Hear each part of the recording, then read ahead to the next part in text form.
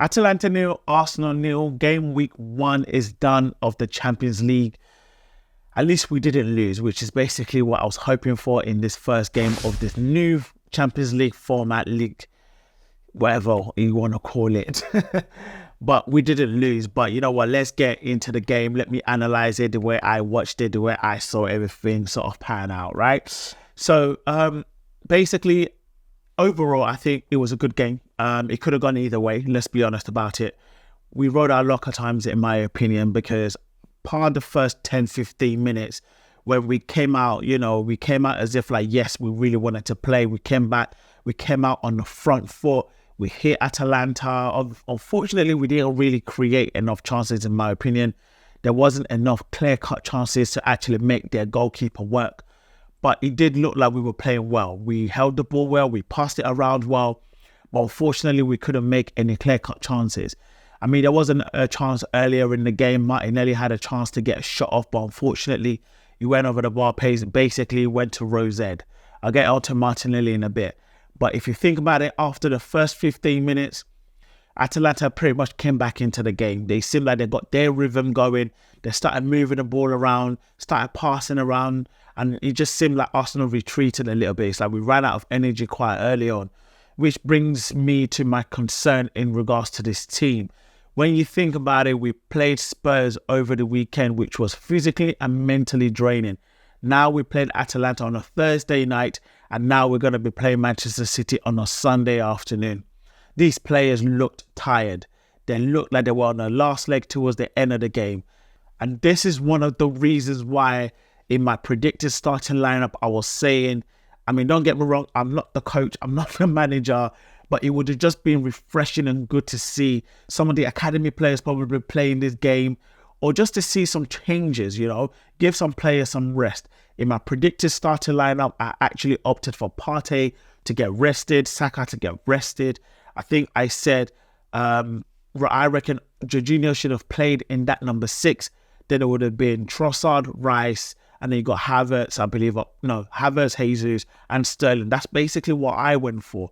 Martinelli started, Saka started, Jesus started, Havertz started. Apart from the backline and Jorginho and Partey, obviously those were one of the changes that I went for. But honestly, looking at the game, Saka didn't really have a good game. Martinelli didn't have a good game, in my opinion. Jesus didn't have a good game. Partey didn't have a good game. I mean, Declan Rice, you're basically half and half. Havertz worked his socks off as per usual.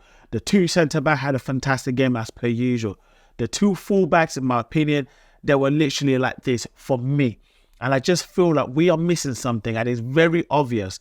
And I think teams are going to start picking up on this. The fact of the matter is, Odegaard is missing. This team needs to get used to the fact that Odegaard is missing, and we need to find another way of being creative going forward. We all know when Odegaard is playing, there is that triangle on our right side of the field. You've got Saka, Odegaard, and Ben White. That triangle is seamless, and when it works very well. Unfortunately, when you have a triangle and one of the sides of the triangle is no longer available, you know what happens? It does not function, and that's exactly what is happening with this Arsenal team going forward. Saka didn't have a good game, and that's the reason why he came off. And Jesus, yes, you can argue that he's coming back from an injury, I get it. But again, he didn't really have a good game. I am really concerned going into this Manchester game, especially in terms of going forward. How are we going to create to score goals? And I just can't help, but this is like a reminiscence of what happened last season. If you think back to it, there's points where at the beginning of the season, we couldn't score goals to save our life. We were sort of scraping wins here and there. That's even if possible. And I just can't think, like, it just seems it's like a reflection of what happened earlier last season. And unfortunately, this time around, we don't have a winter break to fall back on and go to Dubai and re-energize. So these players, this team, this manager need to find another way. I just think it would have been refreshing to play a player like a Wanyeri, even play Sterling from the start, for example. Play Trossard from the start. I don't know why he didn't play Trossard from the start. And I just felt like we were missing something, we were lacking something. There was a point in the game that it felt like Martinelli towards the end of the second half, pretty much like almost a one-to-one with the keeper. And what did he do? He literally, he got it off target. And I just thought, had it been that had gone in, it was a little bit more clinical, we probably would have gone on to win this game. I don't know what is wrong with Martinelli. I said it in my last video. Martinelli is lacking confidence. But yet, Arteta keeps starting him. I understand. Give him minutes. Let him play. He'll get his mojo back. Well, you know what happens when a player is lacking confidence? They want to prove themselves. They overdo it, overstimulate it, either hold on to the ball longer or making the wrong decisions because they want to score a goal or make an assist to get them confidence back. And I feel like that's what is happening with Martinelli right now. Talking about the penalty that we gave away, hands down, it was a penalty. You know, it is what it is. We gave away a penalty, but the hero of tonight, it has to go to David Raya, my man of the match, hands down. Because without this man in goal, we would have lost this game tonight. A lot of people question why we got Raya in, and I was one of them. I'm not going to lie. Last season, because the love that we have for Ramsdale, everybody questioned why did we needed a goalkeeper like David Raya. He is proving us wrong day in and day out as to the reason why Arteta signed him in the first place.